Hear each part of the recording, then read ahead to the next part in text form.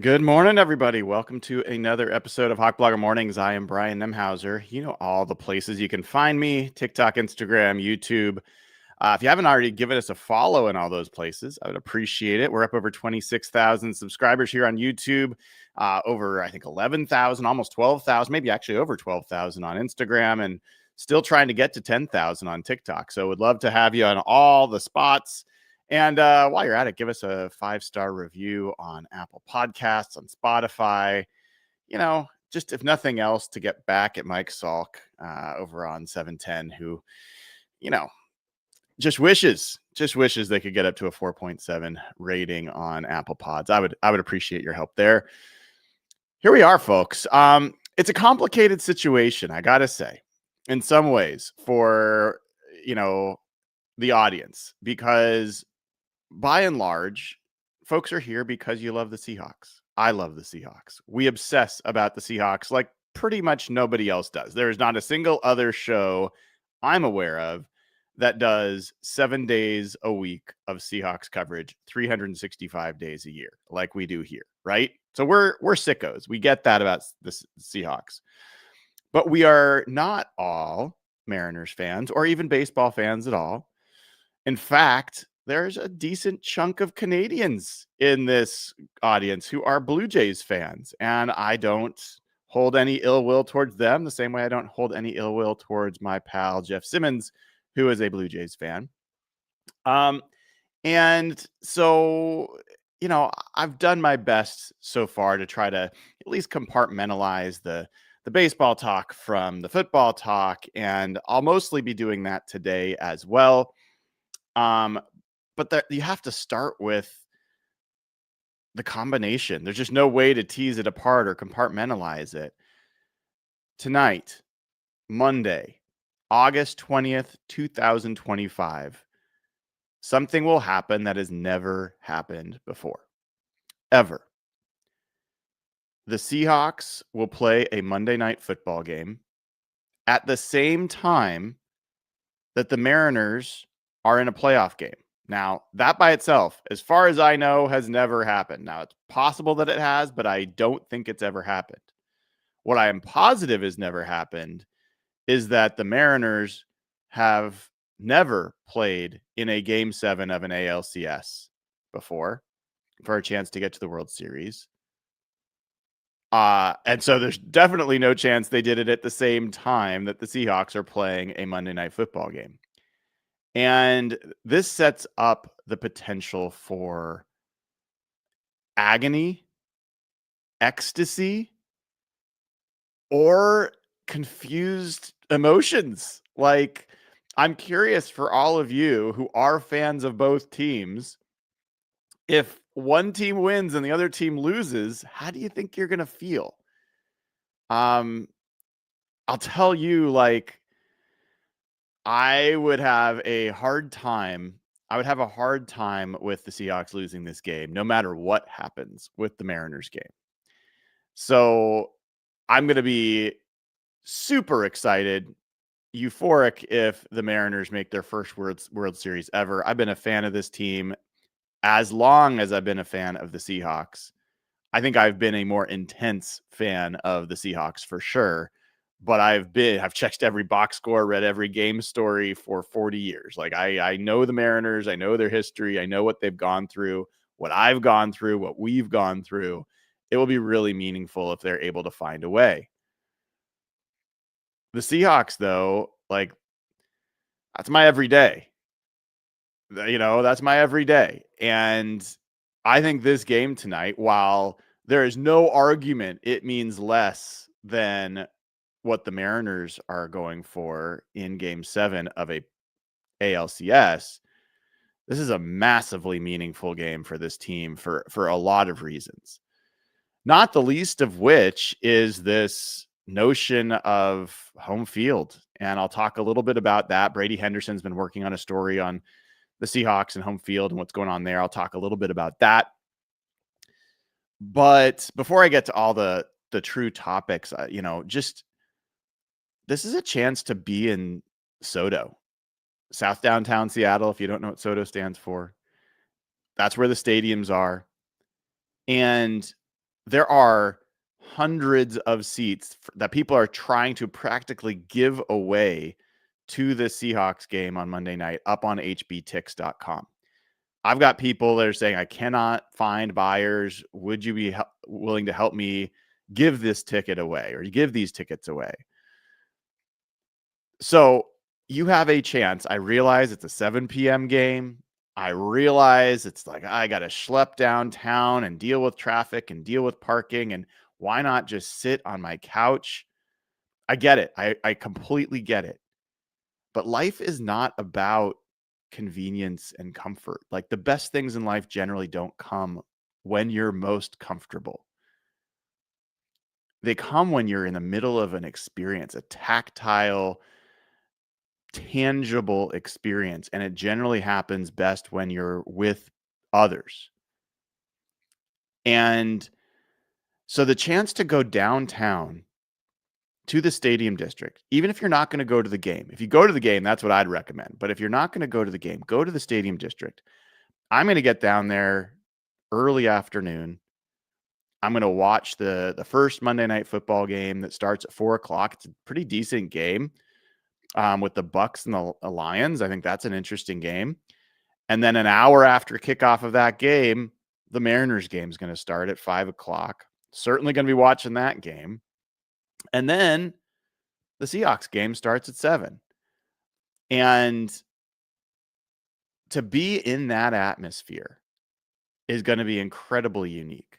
To be in the stadium, let's hope that it's a close enough game that both teams have a chance to win while the Seahawks game is still going on. There's going to be these situations in Lumen Field where you're going to get these random cheers or groans that are not timed with what's going on the football field. It's going to be a really, really unique night. And it's probably the only time in your life that this will happen. This is like a lunar eclipse, straight flush. Like, this is a very rare thing to occur. And it's not only like, yeah, maybe the Seahawks and the Mariners will play a similar overlapping thing in the future, but this is the first. And this is a once in a lifetime situation. So I really encourage you, get off your couch, go down there, experience it. I highly recommend you grab some tickets for what are going to be really affordable prices. And let's see what happens. Let's see what happens. This is this type of situation where, I mean, especially if both the Mariners and the Seahawks win, if both of those things happen, there's no place you'd rather be in the entire world than the stadium district at 10 p.m. tonight. It is going to be an unforgettable party down there if both of those things happen. So, don't miss it. Don't miss it. That's my encouragement to you guys. Don't miss it. Be out there, experience it with people, and push yourself out of your comfort zone a little bit.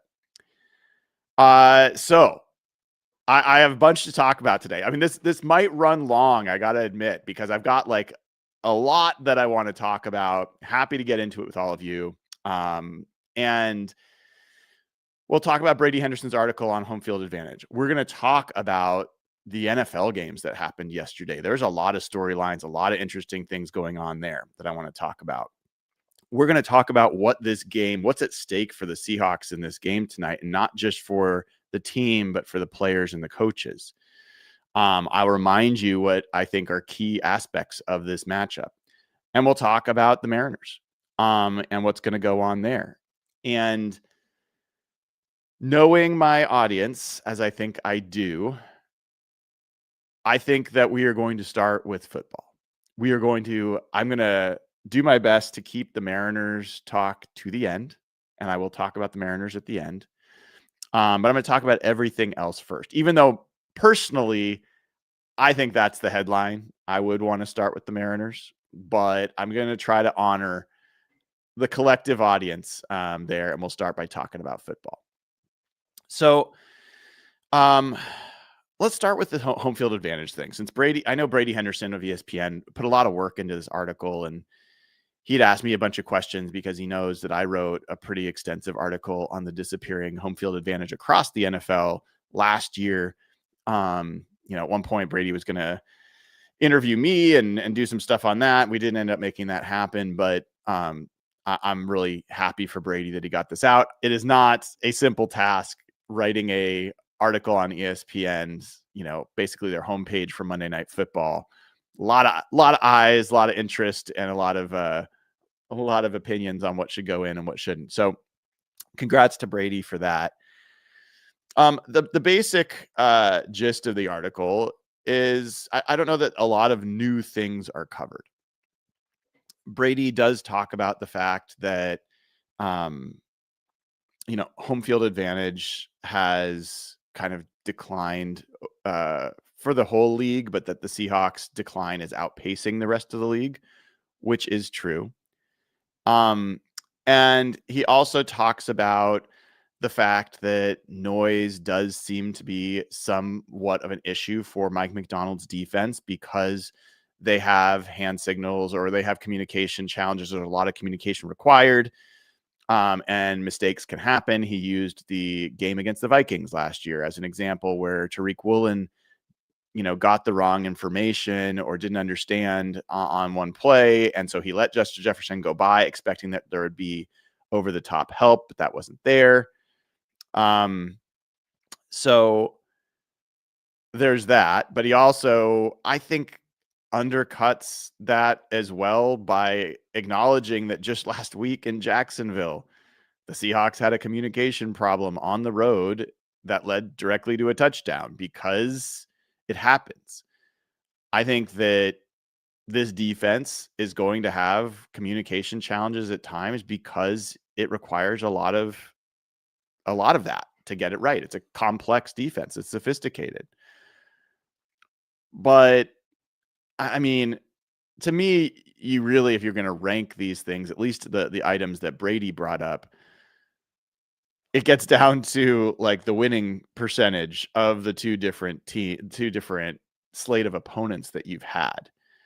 So if you look at the opponents that the Seahawks have had from last year to this year, their records are 543. So they have a, not to use a Jerry DiPoto, but a 54% winning percentage. And of the 6 Seahawks home losses last year, 4 of them were to teams that won at least 10 games. You're talking about the Bills. You're talking about the Vikings who won 14. You're talking about the Packers. You're talking about, who's the other one that I'm missing? The Rams, right? So it's not like they were all Giants games where they lost to a team that they clearly should have beaten. And then this year, their 2 losses at home have come to the San Francisco 49ers, who we're going to talk about in a second, and and the Tampa Bay Bucks, who have the best record in the NFC. So both those teams have won 5 games already this year. So, like, you compare that to the road record. If the home opponents have had a 54% winning percentage, the road opponents have had a 45%. That's a massive difference. Like, the difference between playing the Patriots on the road versus the Lions on the road, who they also played. And guess what? They lost to the Lions. That's the only Mike McDonald road loss, was to a Lions team that was a true Super Bowl contender. So I really do feel like that's a big factor. I also think that, just like we're talking about for tonight, demand is a huge part of who shows up for these games. And for a 49ers fan who is maybe an expatriate living in Washington, living in Seattle, does not get to go to games in Santa Clara because they're not down there. The once a year that the 49ers are here, that's a pretty valuable ticket to them. That's probably worth more than it is to a home fan who's probably seen the Seahawks play a bunch of times and is not willing to pay the same price as who is also with San Francisco likely to be a tech bro and likely to have a lot of money that the spare money that they can spend on a ticket. You're going to get more 49ers fans, or it's an easy trip up from the Bay Area, one of the easier trips. And Seattle is a destination that people like to go to. So you get that. Same with Green Bay. There's a lot of Wisconsin, a lot of Midwest folks out here, and they love to celebrate the Packers. And if you're from Green Bay, a trip to Seattle is exotic and cool, and people now want to go to Lumen Field. All those things matter in terms of setting demand for those tickets. And so there's lots of factors. We're not going to get all the way back into this issue, but the most important factor of all is, the Seahawks being a good football team and playing well. And if they are beating teams regularly at home, it does discourage opposing fans from wanting to spend all of that money to come watch their team lose. So bottom line, the Seahawks have got to win. They've got to win. And right now they are 1-2 at home. Both games, they had leads in the fourth quarter, late in the game, and they lost them both. So it is 100% a huge game tonight against a Texans opponent who a lot of people are kind of like, yeah, they lost their first 3 games. They're 2-3. The only teams they beat were the Titans, and they barely beat them. And like through 3 quarters, it was 6-0. And then they, whooped the JV team of the Ravens, who didn't have any of their starters. So like, who are the Texans really? And their offensive line's terrible and this and that. Well, I just don't look at this game that way at all. This is a team with the number 1 defense in the NFL. They're allowing 12 points per game. That is like 4 points different than the next closest team.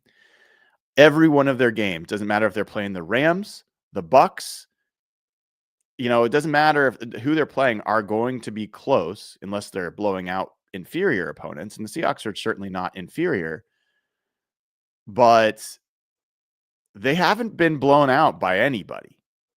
Nobody's walked away from a game with the Texans feeling like they dominated that team. The Jags beat them by 1 score. We'll talk about that as well, with the Jags falling off a cliff. But Jags beat them by 1 score. The Rams barely beat them by 5 points. And the Bucks beat them by 1 point on a last-second touchdown. So this is a really tough opponent, really good defense. They are well rested. I can't remember how often it happens that a team coming off a bye week then also has a Monday night game. So they get a bye week plus the extra day of a Monday night. It's nice for the Seahawks that they also get an extra day of rest for playing a team coming off the bye, but they're going to be rested. They are there is one bit of injury news on their part where Christian Kirk is not going to play. He got injured during practice, and he's been, I would say, a relatively important part of their offense. He has only played the last 3 games, so he's missing for the first 2.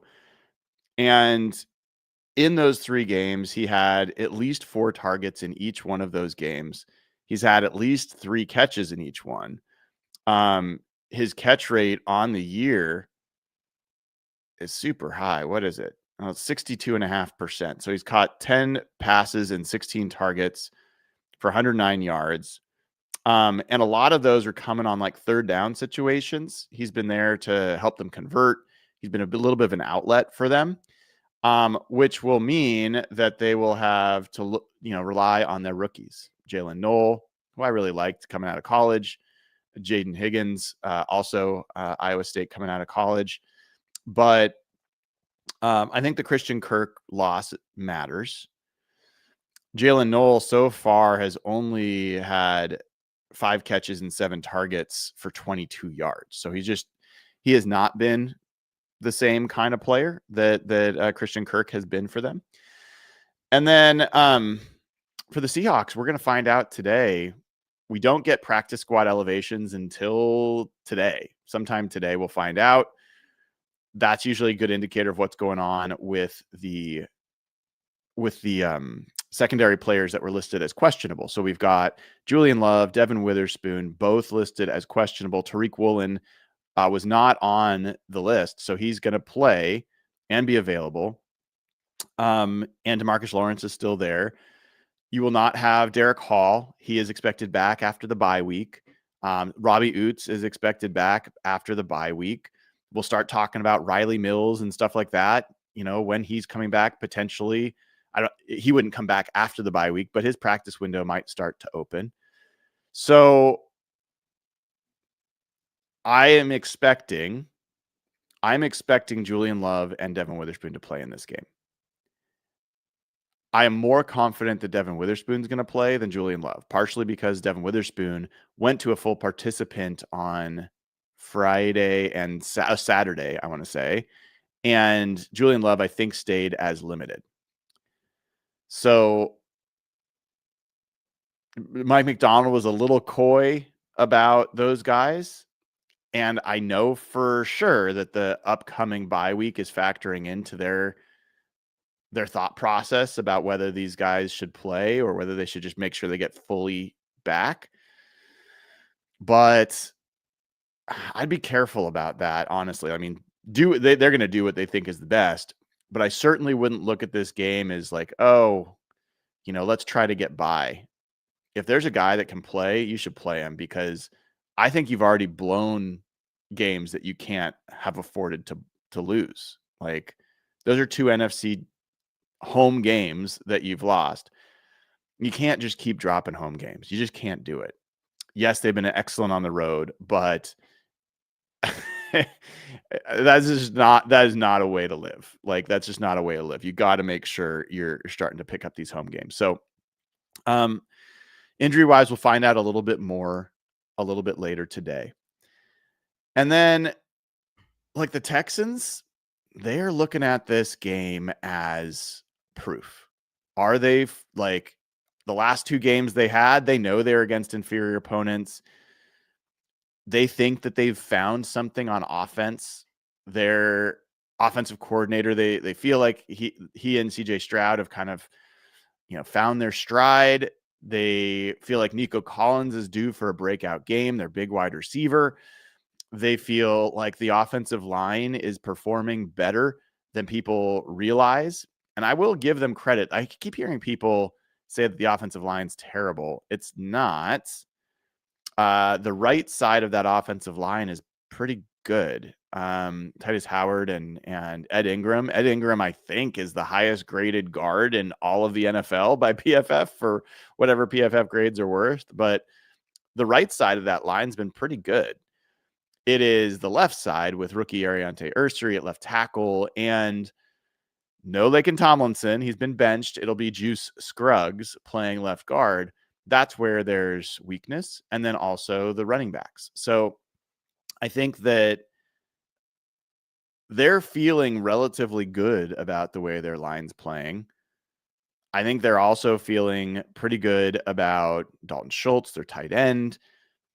The running game has been okay, not great. It's been better than the Seahawks, but that's not saying a lot. Nick Chubb's averaging 4.3 yards a carry. So they're coming into this, and they know that they've got a really good defense. So there are some Texans fans that are kind of braced to get their butts kicked. There are some Seahawks fans that are expecting the Seahawks to kick the Texans' butt. I don't see that. In all the different multiverse of possibilities, that is a rarity in the outcomes here. That would involve, I think, turnovers, special teams, some other things happening. Some people call them NOTs, NOTs, non-offensive touchdowns. That could be a factor here. But generally speaking, I think we're looking at 2 defenses that are going to make it hell on the opposing offense. Now, I think there's a lot at stake tonight for Sam Darnold. Now, I don't think he's approaching it that way. I don't think it's on his mind. But the last time he was in prime time was Thursday night against the Cardinals, and he played an excellent football game and led the game-winning drive to hit the field goal at the end. So he gained a lot of credibility for that game. This is another primetime game and another really good defense that he's going to go against. And there is high potential for him to have a game that kind of brings him back to earth. Can't complete passes, throwing into harm's way, having excellent corners in Derek Stingley and Kamari Lassiter, being all over it. Jalen Pitre is a really interesting player for the Texans. He's a guy that is kind of their big nickel, used to be kind of a safety, now is playing nickel corner for them. And I think this could be a tough match for Sam Darnold. Now, Sam Darnold also played these guys last year for Minnesota, threw 4 touchdowns, and they blew out. They blew out the Texans. Would love to see another one of those games, but I'm not counting on it. So if Sam Darnold's able to, and JSN for that matter, if those two guys are able to sustain their performance against this defense, my goodness, like, I almost don't want to hear about who's going to stop them, because they will have answered pretty much every question. Now, yes, you got to do it against divisional opponents, continuing, which they've already done, but they'll have to continue to do it and in the playoffs and all those kinds of things. Sure. But this is as tough as it's going to get. It absolutely is as tough as it's going to get for those two guys. It's also a really interesting night for Abe Lucas and Charles Cross. Those guys are going to be seeing a Texans defensive end pair. This is the only 2 defensive ends in the NFL that both are in the top 5 for ESPN's edge pass rush win rate, and also both have a 90+ pass rush grade on PFF, which is all pro level. No other team in the NFL has that. That's going to be a lot for those guys. You're going to see a lot of 12 personnel for the Seahawks, a lot of 2 tight ends that are on the shoulders of those tackles, or creating a overloaded formation on one side, which the Seahawks have been doing a lot. And when they do that, it's causing the defense to bring down an extra safety and create these extra 8-man boxes, which creates a single high look, which creates an advantage for the passing game. But for that to all work, you got to have time to get the ball away, and you've got to have receivers that are winning on their routes. So you can go single high, but if Lassiter and Stingley are super sticky in coverage, then you're going to see Sam Darnold hold the ball longer than he's been holding the ball. And that's going to lead to sacks. It could lead to turnovers, right? So this is the chess match that's going to go on in this game. I'm really interested to see if, I'm assuming that the Texans are going to leave Jalen Pitre on the field. In fact, let me look snap count wise at Jalen Pitre's snap counts over the course of the season. So Jalen Pitre. Yeah, generally he's been playing 90% of the snaps. Now, there's been a couple games where he played as low as 63% or 76%, but he's playing most of the snaps. And since CJ Gardner-Johnson, the safety that they let go, is gone, he has not played less than 88% of the snaps. So I think he's going to be on the field all the time. I think that's how they're going to play it. I don't see a nickel corner getting, I'm looking at their cornerback list. There's no other corner getting snaps really, other than obviously their starters. So you're going to see with Pitre, he's undersized in terms of, he's not a linebacker. He is a safety kind of player, but he is not, he's not the biggest dude. How what's his? I got to look at this real quick. Jalen Pitre. Jalen Pitre. Height and weight. Okay. So Jalen Pitre is 5'11", 196. So he's kind of Kobe Bryant-ish. How big's Kobe? He's 6'1", 196. So yeah, similar size to Kobe Bryant. So the reason that matters is because you're going to have AJ Barner, Eric Saubert, sometimes Elijah Arroyo, either matched up on him as a receiver, or like out in a route, or blocking him on the edge on run plays, targeting him as a guy that's going to have to be able to support the run. And I think this is going to be a big part of it, because the other storyline in this game is that I think Clint Kubiak indicated Kenneth Walker is going to get more snaps. I think it is time. It is time for Ken Walker to be the number one back, and for Zach Charbonnet to be one out of every 3 or 4 series, as opposed to every other series you're switching. And I think Ken Walker stresses the defense far more, especially on the edge. And the Texans are a team that's vulnerable in defending edge runs. That's just the reality of what the numbers have said so far. So really, really interesting matchup there. I think it's a huge game for Clint Kubiak going up against his dad's former team. I think it's a big game for Sam Darnold. I think it's a big game for Kenneth Walker. I think it's a big game for Abe Lucas and Charles Cross. It's a big game for the tight ends. This could be an Elijah Arroyo game that shows up, because Henry To'oTo'o and Azeez Al-Shaair, their linebackers, are not great in coverage. It's a big game for JSN. It's a big game all around. Torrey Horton might get some chances that he hasn't been lately. Cooper Kupp, like every single part of the offense, there's going to be some interesting opportunities in this game. And one real quick note, Azeez Al-Shaair is pretty much the dirtiest player in the NFL. He is injured or seemingly attempted to injure players regularly, especially quarterbacks sliding. He's gone for their heads multiple times. He's punched people. Like, he's just known as a very dirty player.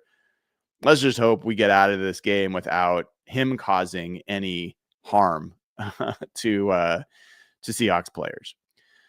So that's the offense side. We've already talked about the defense before, and I'll just quickly again, I think the Seahawks have a real chance to expose the running backs that don't block well for the Texans.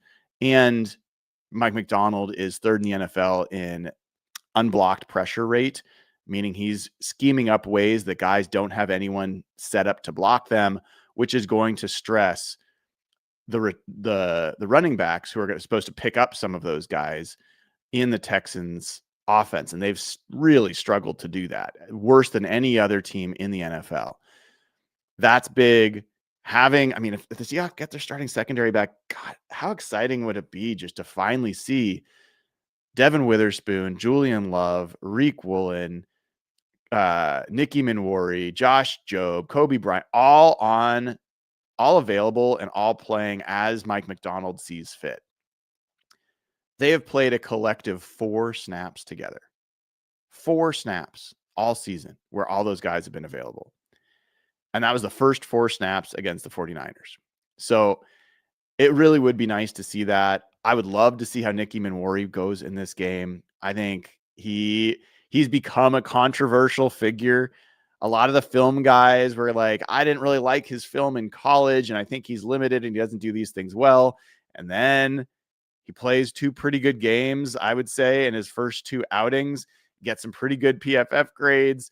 And then the film guys come back with, yeah, he did some things well, but he did these other things poorly. So, like, let's hold up.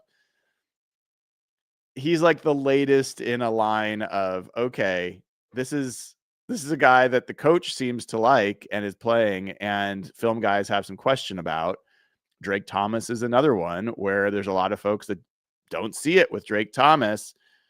Mike McDonald certainly does. So yeah, I will say this. This game is on the Seahawks defense. It is absolutely on the Seahawks defense. They should not allow more than 13 points to the Texans. Like, that's the amount that I can understand. If it's 16, am I going to kill them? No. If it's 20 or more, the Seahawks defense have not done their jobs. Like, period. They have enough advantages in this game. They are good enough as a group. They are healthy enough that they should be able to really dominate this offense. Now, I have a lot of respect for Nico Collins. I have a lot of respect for CJ Stroud. But let's be honest. I mean, the Seahawks have the best defensive line in football right now. They have Ernest Jones. They have their starting secondary back. They have Nick Eamon-Ward. Like, they have a lot of things going for them. And I expect them to dominate. And if they don't, I'm going to be pretty frustrated. So the bar is very high for me in terms of my expectations for the defense. The offense is not quite the opposite. But if the offense scores 20 points, I think they will have done a really good job. If they score 17, that's roughly what I'm expecting them to get. Like, that will have been, I will not be disappointed if they score 17 points. But like, this is a team that's allowing in the Texans 12 points a game. So yeah, it's gonna be. I mean, the amount of teams that have scored more than 17 points against the Texans, there's just one. There's only one team that scored more than 17 points against the Texans, and it was the Bucs, and it was on a last-second touchdown. The Rams, the vaunted Rams, scored 14. So, yeah, 17 points to me it would be a totally acceptable outcome for the offense, but that means the defense has got to be on their shit. So that's kind of how I see this game. Make sure you click like and subscribe. And if you haven't already, excuse me, I'm fighting off something, guys. Make sure you head over to SimplySeattle.com. Use code HawkBlogger15 to get 15% off your favorite Seattle sports gear. I mean, pick your new favorite superstitious good luck Seahawks hat, shirt, sweatshirts, jersey. Do the same for the Mariners, for the Huskies, for the Sonics, for the Kraken, for the Sounders, whatever, the Storm, whatever your Seattle sports team is. For at least a little while longer, you'll be able to use code HawkBlogger15 to get 15% off. Really, really love their gear there and highly recommend it. So SimplySeattle.com. Go to JKBoots.com/HawkBlogger. Get the best boots you're ever going to own. Last year, lifetime. Washington company, local company, family owned. These are fantastic boots. A bunch of you have already gotten these, and I know you all love them. So go to JKBoots.com/HawkBlogger. Get a gift that somebody else will always thank you for. Amazing, amazing quality boots there at JKBoots.com/HawkBlogger. And go download the Sleeper app. And for a limited time, you can get $20 for free. Get all your real-time stats, your fantasy football, your baseball, your NBA, all that stuff there. You can chat with friends and see like cool visualizations of stats and all your news. And right now, you get $20 without a deposit. Plus, if you use promo code HAWKS, you'll get up to a $100 match on your first deposit. Terms and conditions apply. See Sleeper's terms of use for details. Currently operational in over 25 states. Check out Sleeper today. All right. So let's talk about the slate from yesterday. And I see I've got a couple super chats. So let me get to these and then we'll talk about the NFL slate from yesterday. Then we will get into this. We'll get into the Mariners game at the end. So we'll talk about that last. Christian Fuerte has been a member for over a year. Love it. Love it. Thanks, Christian. Said, could be a really special night. Go M's, go Hawks. Heck yeah, Christian. Jackson Knight, who's been a member for 18 months, a year and a half. So cool. I says, I believe. Go Mariners and go Hawks. Man, it's easy to get your confidence shaken for sure, given all that we've seen transpire. So, so let's talk about yesterday's slate of games and some of the things that I think we learned. Wow. I mean, on one hand, I will say it was ugly. Like the games that were on the slate yesterday were just, I mean, I didn't even really want to watch a lot of them.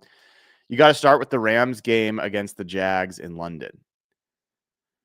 Oh my God. I mean, I'm always up early anyway. So I was up anyway. And I was like, oh, cool. I got a game that actually I'm probably the most interested on the day, maybe to see. I don't think much of the Jags, and I think a lot of the Rams.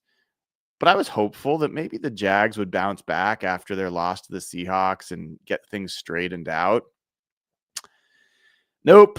The Rams absolutely boat raced the Jags. And one of the weirdest, God, I'm so grateful we're not in this situation. One of the weirdest phenomenons, I think, in sports right now is, like, I was just trashing Trevor Lawrence because watching the wheel, like the gears turn in his head, is so agonizing. He's just, I don't think he's smart. I mean, that's a mean thing to say, but I just don't think he's very smart. I think he has trouble understanding what's going on. It takes him a long time to go through his progressions. He's inaccurate with a lot of his throws. His touch is terrible. He throws like fastballs on ones that should require like touch. Anyway, I don't respect him as a quarterback. And a lot of Jags fans were like, yeah, I'm done with him, blah, blah, blah. There's a lot of Jags fans that are like, well, it's the people around him, all the drops, and they're failing their quarterback. Yeah, there's drops. 100%. That is a problem. He sucks. Like, he sucks. And you paid him a shit ton of money. Like, good luck with that. You're never going to win anything meaningful with that guy as your quarterback. I don't believe it.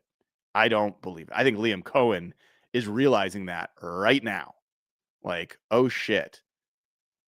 We're going to have to run a Mickey Mouse offense, and we're going to have to run the ball effectively, which, by the way, what the hell was that game plan, Liam Cohen?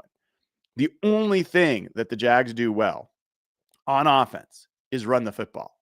And they came out with a throw it on every down game plan. And by the time they kind of semi-adjusted, the game was out of reach. Like, they got boat raced in this one. And the Rams looked really good. Give them credit. The Rams looked like I think the Rams should look. This was the first time all season that the Rams kind of looked like the way I think they are, which is a really fast, very aggressive defense, elite pass rush that also has a secondary that's starting to get pretty good. Quentin Lake has been playing very well for them. Cam Kinchens, the safety, I thought had a fantastic game for them yesterday. Their linebackers have been very good. Like, that defense is coming on. And by the time the Seahawks face them, they're going to be like firing on all cylinders. So that defense to me is the most similar to what the Seahawks are going to face tonight against the Texans. Great edge rush. The Texans have much better cover corners, but I think that the Rams have better safeties than the Texans. And linebacker play, I'd maybe a wash, but maybe a little, at least in coverage, I would definitely give it to the Rams.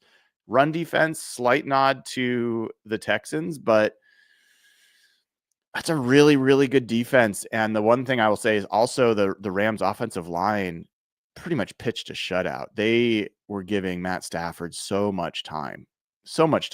And if he's going to get that much time, I don't care how good your coverage is, how good everything else is, you're going to probably lose the game. Like, he will score more than you if you're going to give him that much time. So, that was a very convincing game for the Rams. They've got to be feeling really, really good about themselves as they move to 5-2. And Now they get a bye week. Is that right? I believe that's right. Yes, they get a bye week. Their next game's in November. And then they play the Saints at home. So they'll win that. They play at the 49ers. Then they travel to the Seahawks. And then after that, they play the Bucks at home. Sorry. They go to the 49ers. They host the Seahawks. And then they host the Bucks. The Bucks should be getting healthier by that point too. Mike Evans, maybe they'll get Jalen McMillan back by then. Maybe Chris Godwin will be a little bit more like himself. Maybe they'll get Luke Gedeke, the right tackle, back. There's a few guys you kind of hope that they get back for that game. At the Panthers, at the Cardinals, home against the Lions. They've got some tough games left, but there's a real chance that they could be 7-2 when the Seahawks travel to face them on November 16th. So that team looks really good. Then other games, I'll get to the 49ers game in a bit, but not the most important thing, but the Bears have moved to 4-2. Why does that matter? Because the 49ers play them later this year, and you're hoping that the Bears are not a pushover. And while Caleb Williams still looks like a bad quarterback, they've won 4 in a row. And maybe the Bears can get a little better, and maybe they can find a way to beat San Francisco. The Browns absolutely destroyed the Dolphins. I don't know why Mike McDaniel hasn't been fired yet. It's got to happen this week. I mean, I really am surprised he wasn't fired immediately after that game. They're stuck with their quarterback. Another team stuck with a quarterback that's nowhere close to worth what he was paid. I'm really curious how many NFL teams are going to really reconsider their quarterback contracts. When you look around the NFL and you look at the best quarterbacks, a lot of them are guys that are on their third contracts with their second, third, or fourth teams, whether it's Baker Mayfield, Jared Goff, Sam Darnold, Aaron Rodgers, like whatever, like pick quarterbacks that have been on other teams playing well. And a lot of the quarterbacks you'd regret the most are the ones that you signed to a second deal as rookie, after their rookie deals that you drafted that were just not that great. And Tua's got to be toward the top of that list. So anyway, not a lot there, but that could have some meaning for the Seahawks depending on what the Dolphins decide to make available. The Browns are 2-5. I still think they're going to be sellers, but maybe that changes things for them. Probably not. Then let's go the Raiders Chiefs. Oh my God. So I am not in this category of wishing ill on either Pete Carroll or Geno Smith. That's just not where I'm at. I was very clear that I thought it was time to move on from Pete Carroll. I feel validated and vindicated in that belief. I also really thought Pete Carroll might be the perfect guy for the Raiders to come in there and install a new culture, a new way of, just feeling about playing football, getting the best out of these guys. I thought Geno Smith playing inside, I thought a lot of this stuff would go well and the Raiders would surprise. I thought there was a legitimate chance the Raiders might end up with a better record than the Seahawks and that would go over really poorly here. I don't think that's the case anymore. What a horrible, humiliating loss, 31-0 to the Chiefs. The Raiders look like a team that Pete might not make it through the season. I mean, if they're going to play at this level, you got to move on. And I think you also have to bring up, remember that Tom Brady was the guy who said he didn't want Sam Darnold? The Raiders could have gone after Sam Darnold. Tom Brady nixed that idea and vouched for Geno Smith. Everyone's going to say it's all Pete. Tom Brady had his hands all over that. So how's that looking for Tom? Tom's actually skirting all of the blame because, what are you talking about? I'm a commentator and I'm an offhands owner or whatever. But he was all over that. But Pete will take the fall for it. And so yeah, like really, really rough times in Raider Nation. The Eagles managed to squeak by the Vikings, and in this game, Jalen Hurts went wild passing the football. Vikings are a future opponent for the Seahawks. And there was a fun little moment on ESPN from Dan Graziano. And there was their column on Overreaction Monday. And they list all these things, a take. And then they say, is this an overreaction or is it not? And the take was the Vikings should have re-signed Sam Darnold. And the verdict is that's not an overreaction. Graziano goes on to say, this is a flip-flop, and I'll own it. I supported the Vikings' decision to roll with McCarthy while letting both Darnold and Jones walk and telling Aaron Rodgers no thanks.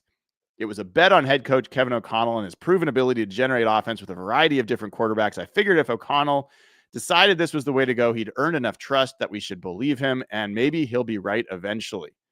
But it's about time to stop predicting and start knowing.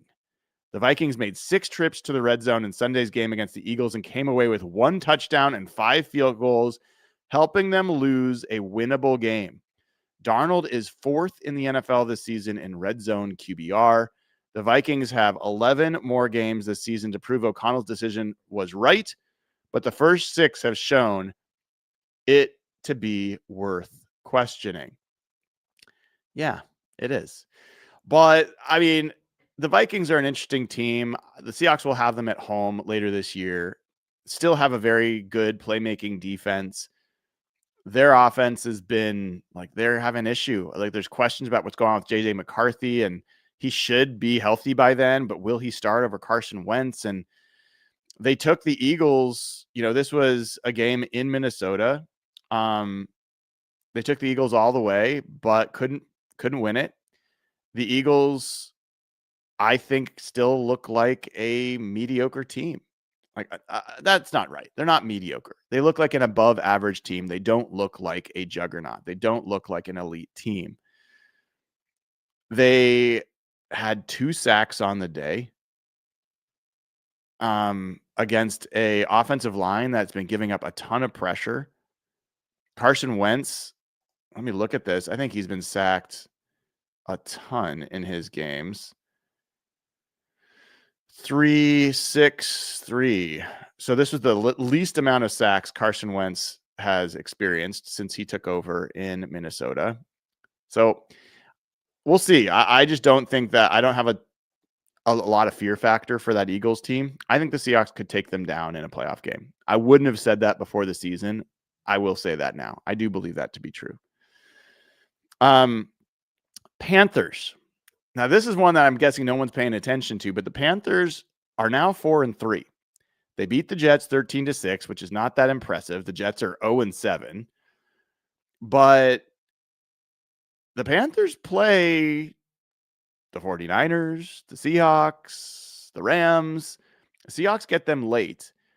They have not lost at home. Now, this was an away game. This was their first away win. But I believe... yeah, the Rams and the Seahawks play in Carolina.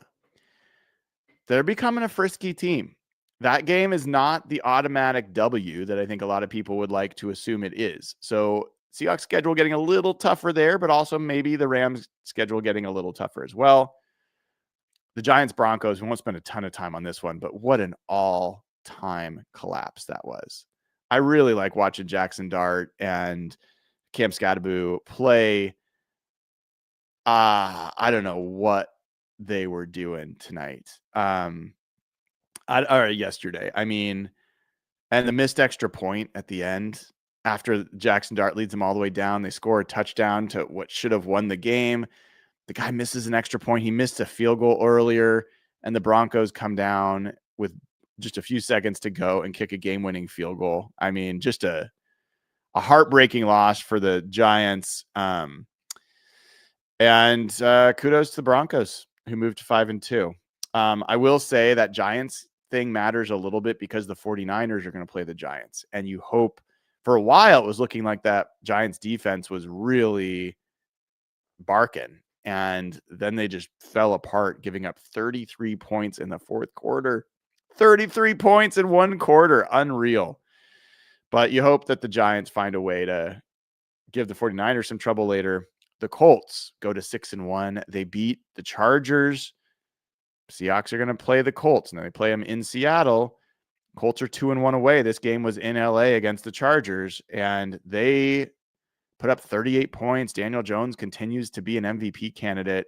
The defense was really good, and Chargers fall to 4-3. They're looking like pretenders at this point.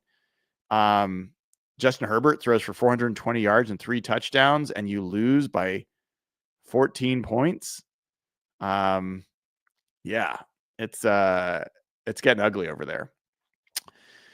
Cowboys and Commanders. This one's interesting because the Seahawks play the Commanders the week after the bye. So in this one, the Cowboys just humiliated the Commanders. The defense, I mean, I'm old enough to remember when Marshawn Lattimore was a lockdown corner. That guy is the town bike now. Like he just gets, everybody just takes him for a ride. He's terrible. The Commanders defense looks old and slow.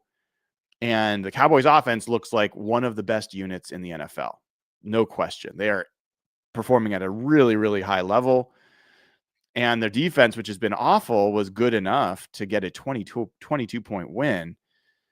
Plus, Jaden Daniels is getting an MRI on his hamstring. He was injured in this game. Now, the Seahawks don't play them for 2 weeks, but hamstrings can linger. So there's a chance the Seahawks might face Marcus Mariota after the bye week. We'll have to wait and see. We won't even know this week if that's the case, but that is one to watch. The Commanders should be getting back Terry McLaurin, who's been missing for a while. They were missing their top 3 receivers in this game, including Deebo Samuel. Those guys, I think, will be back for the Seahawks game, but we don't know yet who's going to be the quarterback. So that's one to watch.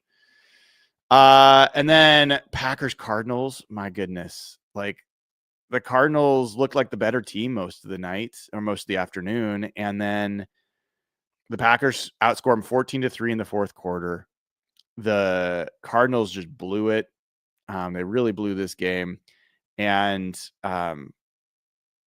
it's getting desperate down there in Arizona. I think they've lost 5 in a row now or something like that. They're in a tailspin for sure. And none of their losses have been blowouts. I think they've lost, let me take a look at this real quick. They have lost 5 games and by 1 point, 3 points, 1 point, 4 points, and 4 points. So that's 8, 9, 10, 13. 5 games by a combined 13 points. Yikes. All right. And finally, the Falcons and the 49ers. This was interesting on both regards. The Seahawks are going to play the Falcons in a while. The Falcons had the number 1 DVOA defense going into this week. I wanted to see how they looked against the 49ers, who I think have been really sneaky good. And the 49ers, they're missing everybody. How are they going to handle this? Well, they were missing Fred Warner for most of the game against the Bucs, and the Bucs barely won that game. And we all have seen how good the Bucs are. So I was not assuming the Falcons were going to win this game. Actually, I thought the 49ers were going to win, but there was a chance here for the Falcons to assert themselves as, no, guys, pay attention. We're good now. That's not the way I left that game. I left that game thinking, nope, these are the same old Falcons. Not good enough, not tough enough. Michael Penix did not handle the pressure well when he felt pressure. Their offense in general, I thought, kind of fell apart in this game. It just didn't feel like once the 49ers were able to stop the run game of the Falcons, it felt like there was no way the Falcons were going to win. Bijan Robinson has 40 yards rushing, just 2.9 yards per carry. They had 62 yards rushing overall. I don't think the Falcons can win if they can't run. Offensively, the 49ers actually could not move the ball through the air, but Christian McCaffrey was a beast. They got George Kittle back. George Kittle didn't even catch a pass in this game, but he made a huge impact as a run blocker. Christian McCaffrey goes for 129 yards rushing, 5.4 yards per carry. His first 100-yard rushing game since 2023. Had 2 touchdowns on the ground. He won them that game. And the defense, I think the best coaching job in the NFL this year by pretty much any coach is Robert Saleh. What he's doing with that young defense that has lost player after player, had to put in young guy after young guy, is remarkable. I think he's doing an amazing job. I also think this is Kyle Shanahan's best job as a coach that I've seen. This is the first time the 49ers have had to be a gritty team that has to win these tight games, these messy games. 49ers under Shanahan have always been this front-running, finesse-y team. Yes, they're tough, and yes, they have big physical players, but they're used to being up by 14, 21 points at halftime and just gliding the rest of the way. This is the team that had this awful record when they're trailing in games and couldn't come back, and they were super sensitive to certain players being available or not. You know, Trent Williams, if Trent Williams is out, they lose every game. George Kittle's been a big one that they don't have him. Nick Bosa, like they've been missing all these guys, and they're 5-2. And they've beaten good teams. They've beaten really good teams. They beat the Seahawks, who I think are a really good team. They beat the Cardinals, not that they're the greatest team. They beat the Rams. That was a super impressive game. They beat the Falcons. Now they've lost to the Jags and they've lost to the Tampa Bay Bucks. They've done all of this with Brock Purdy basically unavailable, and it's unclear when he's going to be available. So I don't think the 49ers are going anywhere. I think the 49ers are going to be in this to the end. Their next game is at the Texans. Then they go to the Giants. Then they host the Rams. At the Cardinals, home against the Panthers, at the Browns, and then a very late bye week. Home against the Titans, at the Colts, home against the Bears, home against the Seahawks. There's a lot of wins in there. There's easily double figures. They're going to win at least 10 games this year. I'm pretty certain of that. So this division is no joke. It is not a place for the faint of heart. And the Seahawks, like I said, cannot drop games against teams like the Texans that, honestly, they're just better than. They are better than the Texans. Doesn't mean they're going to win tonight, but they're a better team, and they need to find a way to win this game. All right. I think we got a super chat, and then I'm going to talk some Mariners as we close out. David Galt says, Mike McDaniel as the new offensive coordinator in Las Vegas. Maybe. I think Mike McDaniel is going to need to take a year off and kind of figure out. I think he's in a bad way. So I feel for that guy, but it's going to be rough. So, Mariners wise, I'm not going to go long on this, but I'll just say this. Like, the one thing that's been true is this series has gone exactly the opposite of everything I've thought. So I thought they had no chance to win game one, like the furthest odds to win game one. They won it, and they won it kind of easily. There was no way they were going to win 2 games in Toronto with like Logan Gilbert on odd days rest and not being able to go deep. And Logan Gilbert doesn't pitch well against the Blue Jays. There's no way they're going to win both. They won both, and they blew them out. Like, both games were super easy. The Blue Jays bats were like silent. And I was like, what is going on? Okay. Well, now, I mean, the Mariners have their game 3 and game 4, their best pitching matchup. You've got a old Bieber, Shane Bieber for pitching, going up against George Kirby at home. Yes, the Blue Jays have hit Kirby well, but George Kirby's been really good in the playoffs and he's at home. This is a really good chance. The Mariners have nope, they get absolutely destroyed in that game. Well, now they definitely are going to win when a 41-year-old Max Scherzer takes the mound against well, I guess that was Luis Castillo, right? This is a huge mismatch. Like, the Mariners are absolutely going to win this one. Nope. And it wasn't close. What is going on? So now it's 2-2. And honestly, at that point, I'm kind of like, Mariners are blowing this. Those are their two most winnable games. There's no way they're going to win this series. And you have Kevin Gausman, the Jays ace, going up against Bryce Miller again.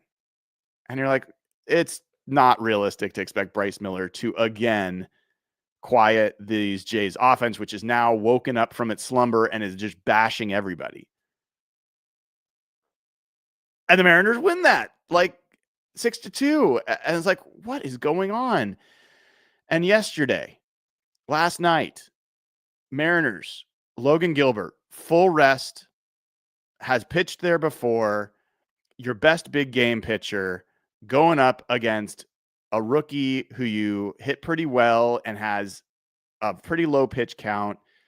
The Blue Jays bullpen is super vulnerable. This should be the game. Like, Gino Suarez had 2 home runs. Maybe he's heating up. Maybe this will just be like, this is the game to win, because you definitely don't want it to go to 7. Mariners just don't show up. They don't show up. They kick the ball around, errors left and right, base running. Like, JP Crawford, I'm not going to say what I'm thinking because it's not nice. That guy's gone from one of my favorite players in terms of how gritty he was and how tough of an at bat and how great of a defender he is, to a really poor defender, a really poor base runner, and not a tough at bat anymore. Like, man, either figure it out or move over. Like, it's been ugly for JP Crawford. His base running last night was so aggravating. To have a ball from Leo Rivas go off the wall and get 1 base on it, not get to third. What are you doing, man? What are you doing? The errors were not great.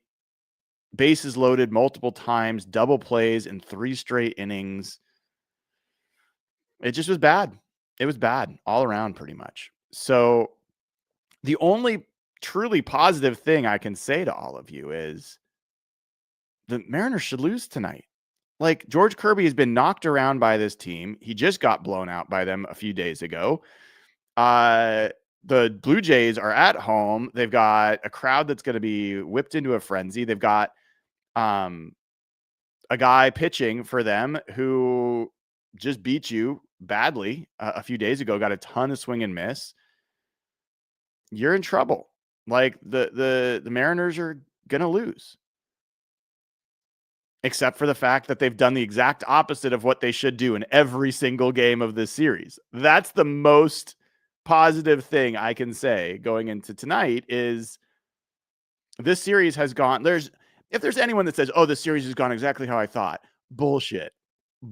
Show me your betting stub of where you put money on the games that have gone exactly the way you thought they go. This series has been bizarre.